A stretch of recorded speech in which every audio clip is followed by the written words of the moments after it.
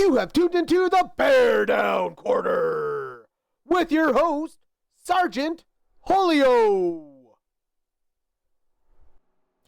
Hey everybody, I'm Sergeant Holio, and you have reached the BearDown Corner. We're going to get you caught up going into week one on all the NFL action, so let's just dive right into it. Some news, some notes, and a little bit of something before we get into the official start of the 2025 NFL season. Running back Jaylen Warren has signed a contract extension, so it will keep him for this year, next year, and the year after. So to 2027, it is $12 million guaranteed, so it's going to up his salary this year. So he'll be making a total of $7 million this year. And it's a grand total worth of around $17 million for the extension of the 2 years. So he gets a little bit more money up front now, and he averages some nice security for the next couple seasons. So maybe looking at running back one there, even though they drafted a running back in the early rounds this year. So maybe a good 1-2 punch. We'll see. Disgruntled 49ers wide receiver Juan Jennings is back at practice. So he went out with a calf, whatever, sprain back in July 27th.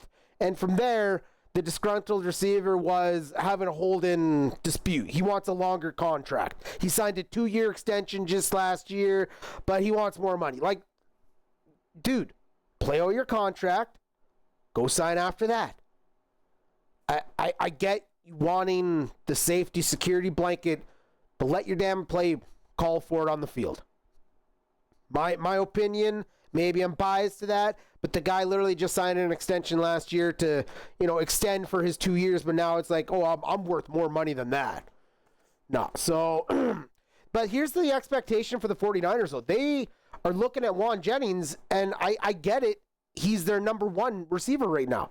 Ricky Purcell is their first-round draft pick from last year. He's coming into the fold, so they're hoping for the 1-2 punch of those guys. Otherwise, they've been trading and signing guys off the practice squad just to fill out the receiver depth chart. Brandon Ayuk is still going to be injured for a month. Deebo Samuel got traded in the offseason, so I don't know where they go from here. Either way, they need Juan Jennings on the field. He is a safety security blanket for Brock Purdy. So it's good to see him back at camp. I hope that his good faith is rewarded in the sense, and maybe they give him a bonus boost of an extra year extension with a lot more guaranteed money. Something like Jaylen Warren, right? Let's see here. We got DaRon Bland signing a contract extension of 4-year, $92 million with the Dallas Cowboys. This dude can ball out. He missed 11 games last year, but prior to that, he had 2 back-to-back seasons where he was either leading the league or next closest to leading the league in interceptions. He had 7 touchdown return interceptions just 2 years removed. So there's no reason that this guy should not be locked up at the prime ripe age of 26. So a good move by the Dallas Cowboys locking up their secondary like that. The Patriots released safety Jabril Peppers, only 29 years old. Peppers was drafted into the league by the Cleveland Browns in, I believe, the second round. He went on to only play 2 seasons there, went to New York. He was semi-successful there as well, and then signed with the New England Patriots. He'd been there for the previous 3 years, and they're just out with the old, right? He was one of the few last remaining members of that team that was from the old regime. So when he signed that extension, none of the guys that are in there now, so Mike Vrabel and all his front office, none of them were in there.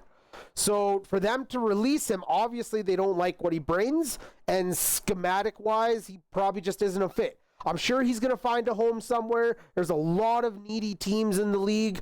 I don't know what Pittsburgh's situation, but they did trade Micah Fitzpatrick this offseason. Maybe he goes and signs a 1-year contract there to help out some depth. Maybe take a starting position later on in the season.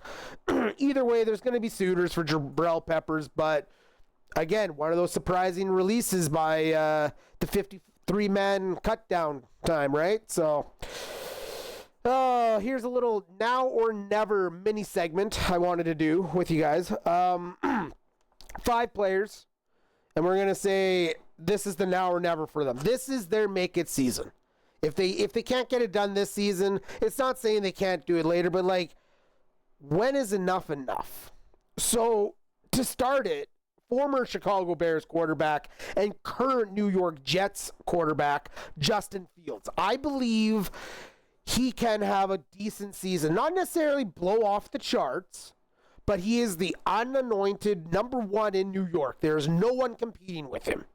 He is their guy. The GM's behind him. He's so confident. They feel like they struck gold with this signing because they've seen what he could do, but now it's putting it all together. And under another first-year head coach, a new system, I really hope it works for Justin Fields. He's had a go of it.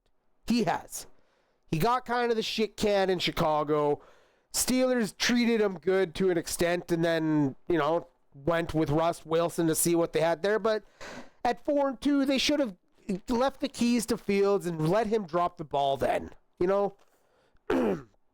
Either way, good luck, Justin Fields. Tight end, Kyle Pitts of the Atlanta Falcons. This guy's been in the league, I think, 4 years now, right? For former first-round pick tight end. He has all the attributes you want for a superstar tight end. He just hasn't put it together. Came in hot late last year, though. So maybe he puts it all together for a full season. I really hope so. Because, man, this kid could be something special. But he was also a bit of a development project, too, though. Let's not forget that. He was very young when he was drafted. I believe I think he's just as old as their starting quarterback. In fact, he might even be a year younger. But yet he's been in the league almost 4 or 5 seasons. And this rookie from last year is only going into a second. So, if he can develop Michael Phoenix Jr., you're going to have a hell of a year of a safety blanket right there. And speaking of quarterbacks, Kyler Murray, quarterback of the Arizona Cardinals. Now, Murray himself has had success to an extent. But this year, I think he needs to try and take that Cardinals team to the playoffs and either have a fantastic blowout loss or you win at least one game this year. Because if not, man, there might be questions going into the next couple years of future because he's still signed for a few more years, too. Like, they locked in on this kid. He's going to be 27, 28, like 7 years in the league. You think he'd have a little figured by now. But he's still just such a talent that you can't not look away. Travis Etienne, running back of the Jacksonville Jaguars. This kid came on strong early in his career. Then he had a little bit of injury issues, and now he's fighting for timeshare slot in the running back field in Jacksonville because they got a whole new scheme. They got a new head coach, but he's not without fail. He hasn't been jettisoned yet.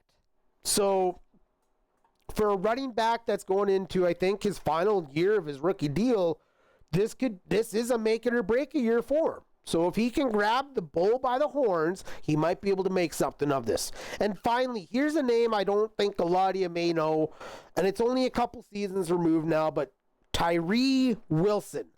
I had to look it up too before I came on. Defensive lineman taken in the top 10 2 seasons ago by the Las Vegas Raiders. He was touted as one of the highly scouted D linemen coming out of college. Like, he had all the talent, but again, just hasn't put it together quite yet. So hopefully a new head coach and defensive mastermind Pete Carroll coming into town, he might be able to. Because if he doesn't, Carroll will kick his ass to the curb. He don't give a crap. He's not worried about what people are going to think because he cut a former top 10 pick. No, he'll probably just be like, he didn't fit my system. Move on. So, anyway, that wraps up the Now or Never segment. Now, for the final of today's episode, we're going to talk about the Micah Parsons trade. That's right. So, Micah Parsons, and I got a nice little tidbit for you after here. So, Micah Parsons got traded from the Dallas Cowboys over the weekend, to the Green Bay Packers, which can go eat a block of cheese. So, they picked up a 3-time All-Pro, first-team Pro linebacker, defensive lineman in Micah Parsons. So he's basically a 3-4 versatile. That's how he succeeds. 12 sacks a season, average, if not better. And they got him for the price, really, of a 29-year-old former Pro Bowl defensive tackle who's better against the run than a pass rush, if anything, in Kenny Clark, and 2 first-round picks. That's it. A lot of people thought he would have went higher than that. But you know what? I think the reason they only got that, though, just my guess, this trade was happening regardless. Jerry Jones pissed in Micah Parsons' pot, and Parsons pissed in Jerry Jones' pot, and no one was getting the piss smell out, and nothing was going to be handled. This trade was more or less imminent, I feel. Now, reports today, though, are Micah Parsons is dealing with an L4, L5 facet joint sprain within his back. He may require a epidural injection before this weekend's game against Detroit. Maybe that's why they only gave up, 2 firsts and Kenny Clark, because maybe, I know the expectation is there. You're paying this dude $47 million a season or something like that, I think it is. 42, 47, either way. They got him locked in. And now this report comes out about him having back issues, which, a little bit further digging, the Cowboys had actually had him on a certain 5-day regiment worth of exercises, treatments, all of it. And this could be an issue. I know players play through a lot of crap, but we're a facet joint sprain in the spine? That does not sound good. I don't know. I'm not a doctor. I could be completely wrong. But this might not have been as much of a fleece as people think for Green Bay getting Parsons at what they did. Because if he doesn't pan out, and this continues to be a lingering thing, you might not see this guy in 2 years. Now, I hope for Parsons' sake, as an actual human being, he can continue moving on and playing. As a Bears fan, I would be more than happy to smile and see Green Bay lose 2 starters in the same season. Defensive tackle that you traded for the linebacker that can no longer play for you. But that's okay. Because you know what? Only time's going to tell. We'll find out this weekend as week 1 gears up and the season begins in the NFL.